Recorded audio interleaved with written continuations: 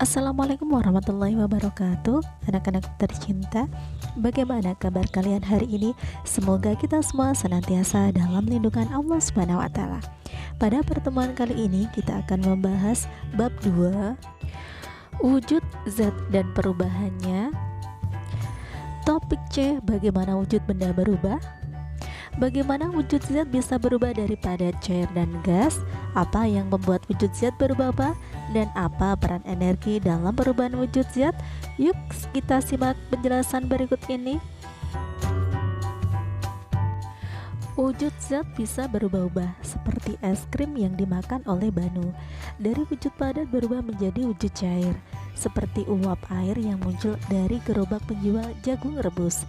Awalnya berwujud cair, kemudian berubah menjadi wujud gas. Apa itu mencair dan membeku?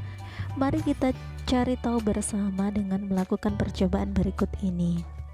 Perubahan wujud pada lilin, alat dan bahannya: termometer, korek api, dan lilin.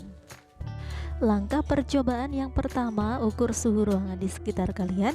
Yang kedua, nyalakan lilin, kemudian dekatkan termometer ke nyala api dan ukur suhunya. Termometer tidak menyentuh api, hanya di dekatnya saja. Kemudian perhatikan wujud lilin yang ada di sekitar api dan yang berada jauh dari api.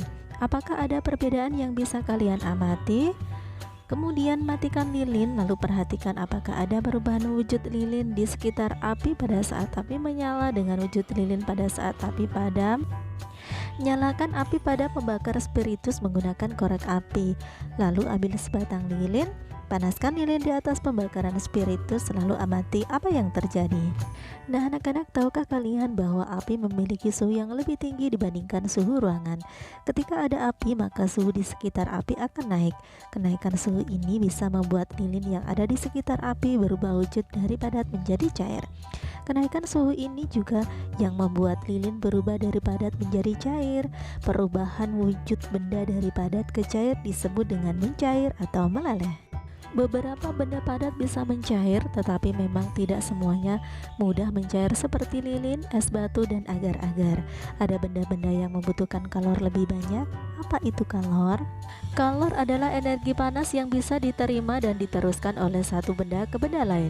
Semakin banyak kalor yang diberikan, maka semakin cepat suatu benda mencair. Semakin besar api yang dinyalakan, maka semakin cepat suatu benda mencair. Sebaliknya, ketika suatu benda yang sifatnya cair bisa berubah menjadi padat ketika zat cair itu kehilangan kalor.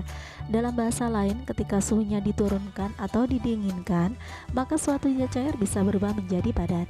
Contohnya seperti lilin dan agar-agar. Ketika api pada lilin dimatikan, maka suhu di sekitarnya akan turun. Akibatnya, lilin di sekitar api yang awalnya berwujud cair berubah menjadi berwujud padat. Sama halnya dengan agar-agar. Ketika didinginkan atau suhunya diturunkan, maka agar-agar akan berubah wujud dari cair menjadi padat. Perubahan wujud benda cair menjadi padat ini disebut membeku. Ada zat-zat yang membeku di suhu yang sangat dingin seperti air, tapi ada juga zat-zat yang membeku di suhu biasa atau suhu ruang seperti agar-agar, lilin, lemang, coklat, dan sebagainya. Apa itu menguap dan mengembun? Pernahkah kalian terpikir bagaimana hujan bisa terjadi? Mengapa hujan bisa turun? Anak-anak, tahukah kalian awan yang terlihat di langit sebenarnya adalah air yang bercampur dalam udara. Ketika uap air di langit sudah terlalu banyak, maka awan atau uap air yang berbentuk gas akan mengembun dan berubah wujud menjadi cair. Hal inilah yang menyebabkan hujan turun. Jadi, selain berubah wujud dari padat menjadi cair dan dari cair menjadi padat, ternyata benda juga bisa berubah wujud dari cair ke gas dan dari wujud gas ke cair. Bagaimana caranya? Yuk kita coba cari tahu dengan melakukan percobaan menyenangkan berikut. Untuk mengetahui apa itu menguap dan mengembun, kita bisa melakukan percobaan sederhana berikut ini. Kalian akan membutuhkan beberapa alat dan bahan seperti air, pembakar spiritus atau kompor kecil, es batu, panci kecil, dan tutup panci. Langkah percobaan, ukur suhu ruangan di sekitar kalian. Kalian bisa meminta bantuan guru kalian untuk melakukannya. Lalu nyalakan kompor atau pembakar spiritus. Kemudian dekatkan termometer ke nyala api dan ukur suhunya. Termometer tidak menyentuh api, hanya didekatkan saja. Isi panci dengan setengah gelas air. Langkah berikutnya, panaskan panci di atas pembakar spiritus, biarkan hingga muncul gelembung-gelembung air. Amati air yang menggelembung, apakah ada semacam uap air di atasnya. Ambil tutup panci dalam keadaan terbalik, letakkan beberapa buah es batu di tutup panci, lalu letakkan tutup panci dalam kondisi terbalik ke atas panci. Gunakan kain untuk mencegah tangan kalian terkena panci yang panas. Diamkan sesaat dan ambil kembali tutup panci menggunakan kain. Lalu amati bagian bawah tutup panci, apakah ada air yang menggantung? Perubahan wujud benda cair menjadi gas disebut menguap. Ketika benda cair terus-menerus dipanaskan, maka lama-kelamaan benda cair tersebut akan menguap. Contohnya, ketika air dalam panci dipanaskan terus-menerus, maka air itu akan mulai mendidih dan berubah wujud dari cair menjadi gas. Perubahan ini dinamakan menguap. Penguapan juga terjadi dalam kehidupan sehari-hari. Keringat yang muncul setelah berolahraga lama-kelamaan akan kering. Ini terjadi karena keringat menguap. Parfum yang disemprotkan ke kulit juga akan menguap sehingga tercium aroma yang wangi tubuh kita. Alkohol yang terdapat pada hand sanitizer juga akan menguap saat kita oleskan ke tangan, sehingga kulit kalian menjadi kering setelah beberapa saat kalian gunakan. Sebaliknya, ketika benda berwujud gas didinginkan dan kehilangan kalor, maka benda tersebut akan berubah wujud menjadi cair. Es batu yang disimpan di atas tutup panci menurunkan suhu pada tutup tersebut. Uap air yang semula panas ketika menyentuh permukaan panci akan kehilangan kalor dan menjadi dingin. Akibatnya, wujud uap air berubah dari gas menjadi cair. Perubahan wujud benda dari gas menjadi cair disebut dengan mengembun.